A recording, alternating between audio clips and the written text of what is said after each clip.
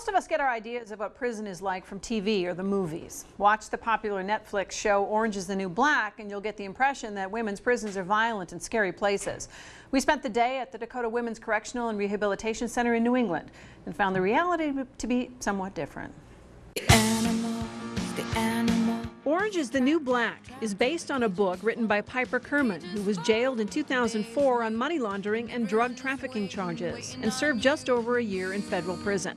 The popularity of both her memoir and the hit series on Netflix shows how fascinated people are by what goes on behind the barbed wire. But TV and reality are vastly different. It's nothing like you would even imagine. I mean, it's just really not. It's a relaxed environment. It's not scary. We don't have a lot of violence. When I say the word prison, this is probably what comes to mind. You don't expect to see this. We're in a unique setting as an old Catholic school that was turned into a prison. So there's no banging bars. It's dorm settings. The worst enemy here, say the inmates, is boredom. I've taken every class here I can and taken advantage of all the programming they do have. And I repeated classes because I've been here for over 5 years. The facility was designed to house 126 women. There are 131 here. They start out in this orientation unit with 10 to a room. They're here for 30 days, many of them coming off of drugs, before they're moved into the main population. There's no privacy, and it also tends to be lonely. The biggest challenge being here is being away from family, the ones you love, because we're kind of out in the middle of nowhere. Not bad with lemon juice. So prison becomes a microcosm of society. If you look at the research, they tend to reestablish family dynamics while they're incarcerated. But as in families, it's not always smooth sailing. Or just stupid fights, people that know people from the streets and they did something wrong and they just want to pay them back.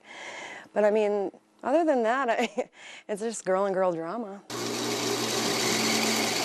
For those who do stay out of it, there's work, study, and prayer, and all that can lead to a better future.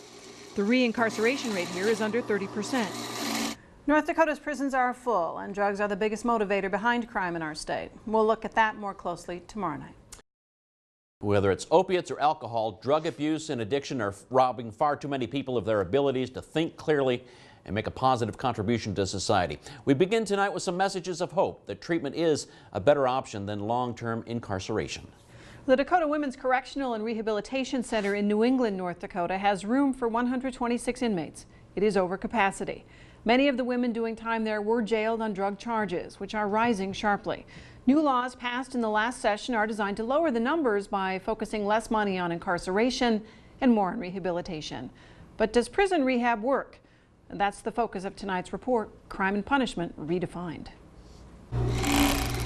Nicole Cook works as a seamstress in prison industries. It all, I guess, started out with drugs. Because of something she did in October of 2016. Well, Bismarck police took a Mandan woman into custody after another woman said she tried to kidnap her grandchild. That day that this happened, I guess ingested a lot, and I ended up doing something I never should have done. I don't recall it. I blacked out. A series of setbacks, a bad relationship, losing all of her possessions in a fire, set her looking for relief through drugs. And while she has no memory of the events that sent her to prison, she makes no excuses. Since I almost harmed somebody else, it really gets me.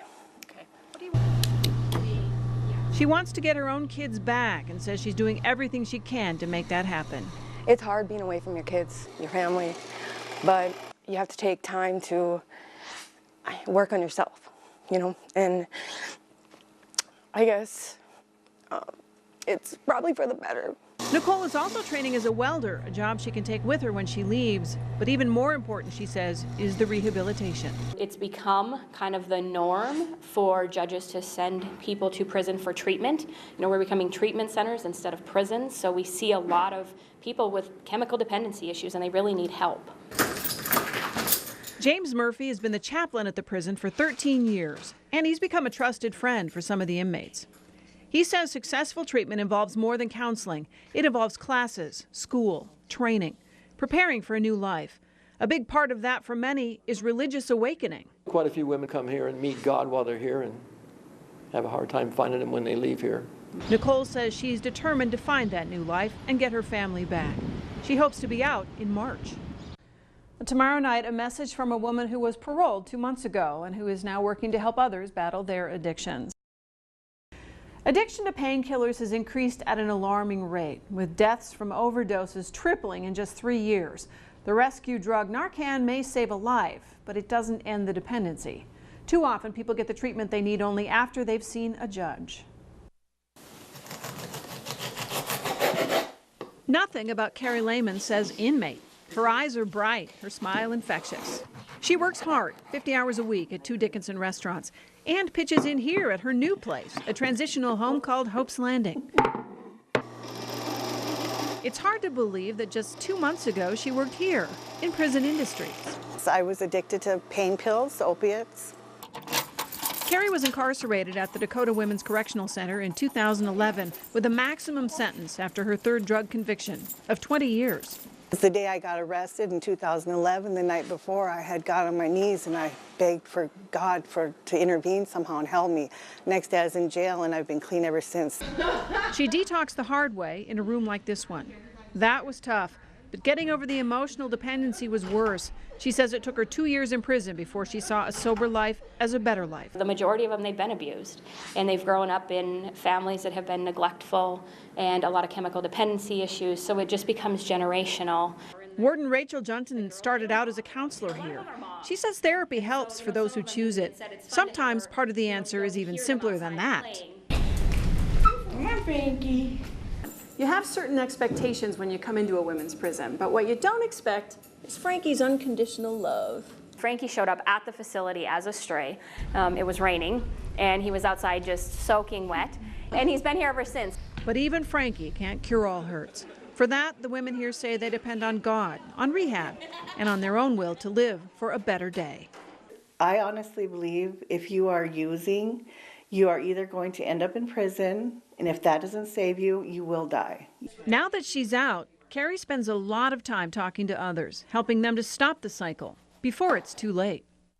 So what happens to a woman immediately after she's released often determines whether she ends up back in prison. Some women are trained in jobs such as welding and will leave with marketable skills. Lehman was released in July.